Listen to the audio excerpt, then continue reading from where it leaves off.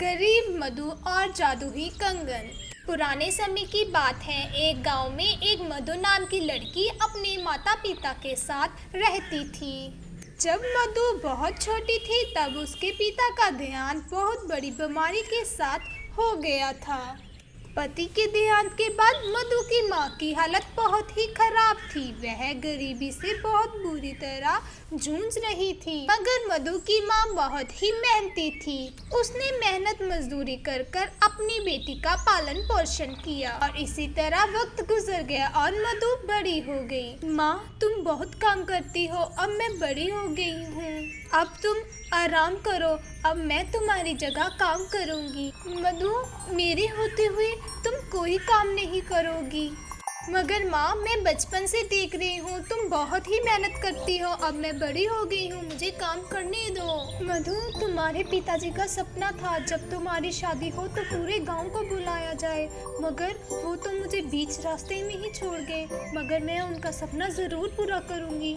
माँ, पिताजी तो बहुत ही अच्छे होंगे, मैं तो बहुत ही छोटी थी, मैंने तो उनकी शक्ल भी नहीं देखी। हाँ मधु, तुम्हारे पिताजी बहुत ही अच्छे थे, वो तुम्हें बहुत ही प्यार करते थे और ये मधु नाम भी उन्होंने ही रखा था। और फिर मधु और उसकी माँ खाना खाकर सो जाते हैं और अगली सुबह मधु की माँ सुबह उठकर काम के लिए वहाँ से चली जाती है। अरे माँ तो काम के लिए चली गई, मैं तो लेट हो गई, जल्दी से तैयार होती हूँ और कॉलेज के लिए निकल जाती हूँ। और फिर मधु तैयार होकर कॉलेज के लिए निकल जाती है। मधु, तुम कॉलेज जा रही हो? मैं तो तुम्हारे घर तुमसे ही मिलने आ रहा था। दीपक, तुम विदेश से आ गए और तुमने मुझे बताया भी नहीं। मैं तो तुम्हारी बचपन की दोस्त हूँ ना, कम से कम तुम मुझे तो बता सकते थे ना कि मैं विदेश से आ गया हूँ। अरे मधु, रुको तो सही, अगर तुम मुझे कुछ बोलने दोगी तभी तो मैं कुछ बोलूँगा।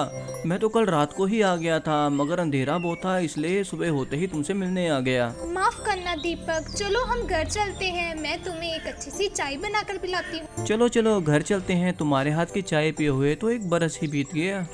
मधु अपने हाथ से दीपक को चाय बनाकर दे देती है।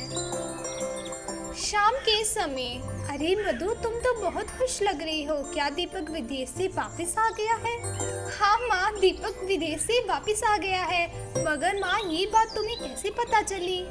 क्या मैं अपनी बेटी की दिल की बात नहीं जानती, तभी तो तुम इतनी खुश हो? माँ, मैं तो खुश होंगी ना, दीपक तो मेरे बचपन का दोस्त है और उसके आने की खुशी मुझे नहीं होगी तो किसको होगी? मधु, तुम दीपक को पसंद करती हो तो मैं तुम्हारे रिश्ते की बात उसकी माँ से करती हूँ। तभी मधु शर्मा के वहाँ से चली जाती है। अगले दिन सुबह मधु की माँ दीपक की माँ से उसके रिश्ते की बात करने आ जाती है। दीपक बेटा, तुम विदेश से पढ़ाई कर कर आए हो, इसमें हम बहुत ही खुश हैं। आंटी, ये तो आपके आशीर्वाद का ही फल है। बहन जी, आप बड़े दिनों बाद आए हैं, बहुत खुशी हुई देखकर। हाँ बहन जी, क्या कहूँ, घर में कोई काम करने वाला नहीं है, पूरा दिन काम में ही निकल जाता है। बहन जी, आपने मधु की शादी बारे क्या सोचा है? दरअसल बहन जी, इस बारे में ही बात करने आई हूँ। मधु और दीपक बचपन के दोस्त हैं और मुझे लगता है यह दोनों एक दूसरे को पसंद करते हैं। सच मानो बहन जी, मैं और दीपक के पापा कल रात को यही बात कर रहे थे। मधु इस गांव की सबसे अच्छी लड़की है और दीपक की उसके साथ शादी हो जाए, इससे अच्छी बात और क्या हो सकती है? बहन जी, मेरी बेटी के तो भाग्य ही खुल गए, आपसे अच्छा रिश्ता तो हमें कोई भी और नहीं मिल सकता। तभी मधु की माँ खुशी खुशी अपने काम पर चली जाती है और खुशी के मारे उसके हाथ से एक गिलास टूट जाता है। अरे ये क्या कर दिया तुमने, इतना महंगा गिलास तोड़ दिया। माफ करना मालकिन, गलती से गिर गया। अब तुम बुरी हो गई हो, कल से काम पर आने की कोई जरूरत नहीं है, मैंने दूसरी काम वाली रख ली है, वो आएगी अब से। मालकिन, थोड़े दिन बाद मेरी बेटी की शादी है, कृपया कर कर आप मुझे थोड़े दिन के लिए रख लीजिए। नहीं, हमें अब तुम्हारी कोई जरूरत नहीं है, चलो तुम अब यहाँ से जा सकती हो।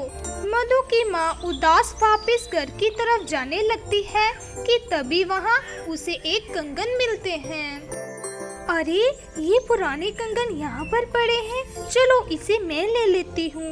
मधु को देने के लिए मेरे पास कुछ नहीं है, कम से कम ये कंगन ही काम आएंगे। फिर मधु की माँ वापस आकर उस कंगन को रख देती है। काश मधु के पिताजी जिंदा होते, आज मधु की शादी बड़ी धूमधाम से करते। मेरे पास तो कुछ नहीं है उसे देने के लिए। तभी वहाँ अचानक एक सुंदर सी ड्रेस आ जाती है और उसी के साथ ढेर सारे जेवर भी आ जाते हैं। लगता है ये कंगन जादुई है, ये सब कुछ इनके जादू से ही आया है। माँ, इतनी सुंदर ड्रेस और इतने सारे जेवर कहाँ से आए हैं? बेटा, ये सब कुछ दीपक के घर वालों ने भेजा है, तुम्हारी शादी उसके साथ पक्की हो गई है। मधु ये बात सुनकर बहुत ही खुश हो जाती है और तभी मधु की दीपक के साथ बड़ी धूमधाम से शादी हो जाती है। तो दोस्तों, कैसी लगी हमारी आज की कहानी? अच्छी लगी हो तो वीडियो को लाइक करें और चैनल को सब्सक्राइब करें।